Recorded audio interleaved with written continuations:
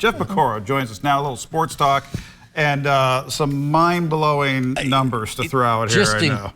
Absolutely cannot even wrap my mind around this. Okay, so what we're talking about, over the weekend, free agent baseball player Shohei Ohtani signed the richest contract in the history of sports. Period. All sports. Not $7 million, not $70 million, a 10-year, $700 million contract.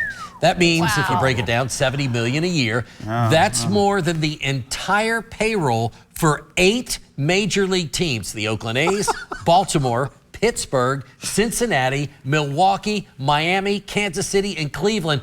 They all have payrolls under $61 million. He'll make 70. His worth is now more than 8 team owners. For instance, Bob Castellini, the owner of the Reds, right? Yeah. He's worth $540 million. Right. The Dodgers are paying Ohtani $700 million.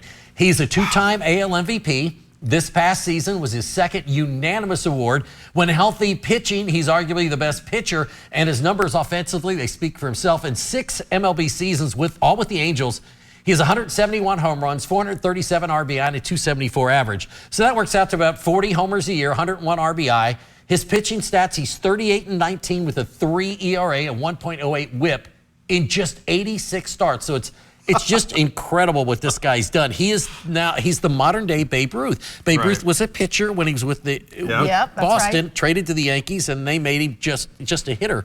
But it's remarkable. The guy pitches and hits on the same day. Wow. Where does this come from? I mean, is this sustainable? This type of I don't. contract? It is for people like the Dodgers, the Yankees, Chicago, because their TV contracts are in the billions. Okay, for instance, the Angels signed a 10-year, $2.3 billion TV deal with Time Warner. That's incredible. Billion. Incredible. So that's why it's just. Well, if you're a top 3 crazy television market, I guess exactly. You can swing that, right? But there's 8 teams that can't even get his 1-year salary. It's just crazy. So real quick, on to UK football. They got some good news last week that Ray Davis, despite leaving for the NFL draft, will play in the Gator Bowl. That's awesome. Why? Everybody's asking me why. Well, he finally answered that question on social media this weekend, and here's what he said. For me, it's about finishing what I started. This is a chance to hoist another trophy. They won the Governor's Cup when they beat Louisville, so that was one. I want to be out there one more time and win and do this for the city of Lexington. Wow. So there you go. If we didn't love him already. Is that unbelievable? You guys have had him on the show. That's and he's just a great guy, and he wants to lift that trophy one more time. And you know what?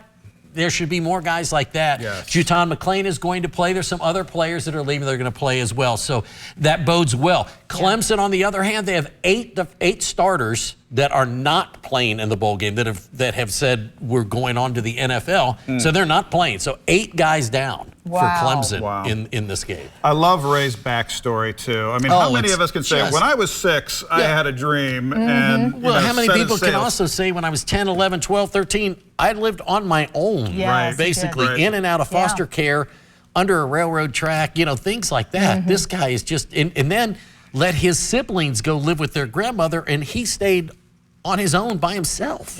Wow. Amazing. Love him. Love him. Can't wait to see him play in the Gator. We're back with more after this. Stick around.